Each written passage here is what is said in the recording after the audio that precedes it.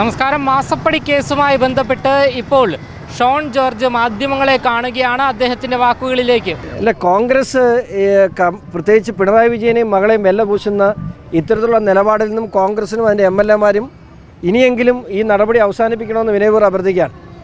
അവിടെ വിജിലൻസ് അന്വേഷണം വേണ്ടത് പിണറായി വിജയനെതിരെ മാത്രമല്ല, അദ്ദേഹത്തിൻ്റെ PV എന്നുള്ള പേര് മാത്രമല്ല അതിനകത്തുള്ളത്.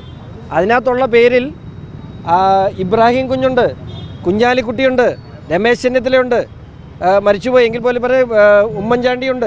അങ്ങനെ ഈ പേരുകളെക്കുറിച്ചൊന്നും അന്വേഷിക്കണമെന്ന് എന്താണ് കൊഴുനാടൻ ആവശ്യപ്പെടാത്തത്? നമ്മൾ ആവശ്യപ്പെട്ടിട്ടുള്ളത് ഒരു സമഗ്ര അന്വേഷണമാണ്. SFIO നടത്തുന്ന അന്വേഷണം, പ്രത്യേകിച്ച് നിയമപരമായി തന്നെ SFIO ഈ രാജ്യത്ത് നടത്തുന്ന അന്വേഷണം നടക്കുമ്പോൾ മറ്റൊരു ഏജൻസിക്ക് അന്വേഷിക്കാൻ കഴിയില്ല. അത് നിയമപരമായി തന്നെ. മാത്രമല്ല, ഞാനൊരു കാര്യം ചോദിച്ചിട്ട്, ഇവരെന്തിനാണ് ആവശ്യപ്പെടുന്നത്? പിണറായി വിജയൻ ഭരിക്കുന്ന നാട്ടിൽ പിണറായി വിജയൻ്റെ വകുപ്പിന് കീഴിൽ കാൽ കീഴിലുള്ള ഒരു വകുപ്പിനെ കൊണ്ട് പിണറായി വിജയന് എതിരെ ഒരു അന്വേഷണം നടത്തണമെന്ന് ആവശ്യപ്പെടുന്നതിൻ്റെ ലോജിക്ക് ഒരു സാധാരണക്കാരൻ പറഞ്ഞാൽ പോലും പോട്ടെ എന്ന് വെക്കാം. പക്ഷേ ഒരു അഭിഭാഷകനായ വ്യക്തി കൂടി ഇത് പറയുക എന്ന് പറയുന്നത് അങ്ങേറ്റം ഇത് വീണ്ടും വെള്ളപൂശാനുള്ളൊരു നടപടി എന്നല്ലാതെ മറ്റു പറയാനില്ല. ഇപ്പോൾ SFIO അന്വേഷണം എൻ്റെ അറിവിൽ, as per my knowledge, SFIO അന്വേഷണം പൂർത്തീകരിച്ചു കഴിഞ്ഞു. മാത്രമല്ല, ഡൽഹി ഹൈക്കോടതിയിൽ SFIO ഫയൽ ചെയ്ത റിപ്പോർട്ടിൽ 135 182 കോടി രൂപയുടെ അഴിമതി നടന്നു എന്ന് SFIO വ്യക്തമാക്കിയിട്ടുണ്ട്. SFIOയുടെ അന്വേഷണ റിപ്പോർട്ട്, അന്തിമ റിപ്പോർട്ട് ഫയൽ ചെയ്തു എന്ന് തന്നെയാണ് എനിക്കറിയാൻ കഴിയുന്നത്. അതിന് ഇനി ബാക്കിയുള്ളത് പ്രോസിക്യൂഷൻ അനുമതി മാത്രമാണ്. ആ പ്രോസിക്യൂഷൻ അനുമതി ഇപ്പോൾ നിലവിൽ വരാത്തതിൻ്റെ കാര്യം CMRL എന്ന കമ്പനി ഡൽഹി ഹൈക്കോടതിയിൽ ഈ അന്വേഷണം നിയമവിരുദ്ധമാണ് എന്ന് പറഞ്ഞുകൊണ്ട് CMRL ഫയൽ ചെയ്ത പെറ്റീഷൻ, ആ ഹർജി അവിടെ പെൻഡിങ് നിൽക്കുന്നതുകൊണ്ടാണ്. അതിൻ്റെ അന്തിമ വാദം കഴിഞ്ഞു. അതിൻ്റെ ജഡ്ജ്മെൻറ്റിന് വേണ്ടി കേസ് റിസർവ് ചെയ്തിരിക്കുകയാണ്. ആ ജഡ്ജ്മെൻറ്റ് വന്നു കഴിഞ്ഞാൽ പ്രോസിക്യൂഷൻ അനുമതിയുള്ള ഉൾപ്പെടെയുള്ള കാര്യങ്ങൾ കൃത്യമായി നടക്കും.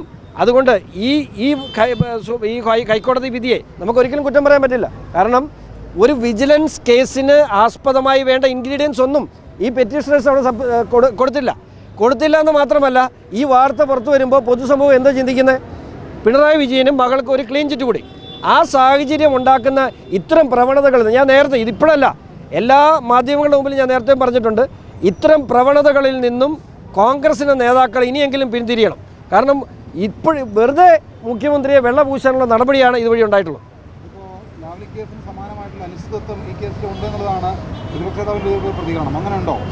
അത് അദ്ദേഹത്തിൻ്റെ കൂടെയുള്ള MLA-യോട് പറയണം. ഇത്തരത്തിൽ മുഖ്യമന്ത്രിയെ ന്യായീകരിക്കുന്ന നിലപാടിലേക്ക് പോകരുത്. മുഖ്യമന്ത്രിയെ ന്യായീകരിക്കുന്ന ഇത്തരം ഫൂളിഷ് കേസുകൾ കൊടുത്ത് ഒരു കാരണവശാലും അത്തരത്തിലുള്ള നിലപാടിലേക്ക് പോകരുത് എന്ന് അദ്ദേഹത്തിൻ്റെ കൂടെയുള്ള MLA-മാരോടാണ് പറയേണ്ടത്. SFIO അന്വേഷണത്തെ സംബന്ധിച്ചിടത്തോളം ഈ കേസ് ഫോളോ ചെയ്യുന്ന മാധ്യമങ്ങൾക്കെല്ലാം കൃത്യമായിട്ടറിയാം എന്തുകൊണ്ടാണ് ആ റിപ്പോർട്ട് വരാത്തത്. ആ റിപ്പോർട്ട് വരണമെങ്കിൽ ഒരു ചെറിയ തടസ്സം മാത്രം, അതായത് ഡൽഹി ഹൈക്കോടതിയുടെ വിധി, കോടതി അന്തിമവാദം കേട്ടതിന് ശേഷം റിസർവ് ചെയ്തിട്ടുള്ള ആ വിധി പുറത്തു വന്നാൽ ഒരു സംശയം വേണ്ട, അതിൽ കൃത്യമായ നടപടി ഉണ്ടാകുമെന്ന് എനിക്ക് ഉറച്ച വിശ്വാസമുണ്ട്.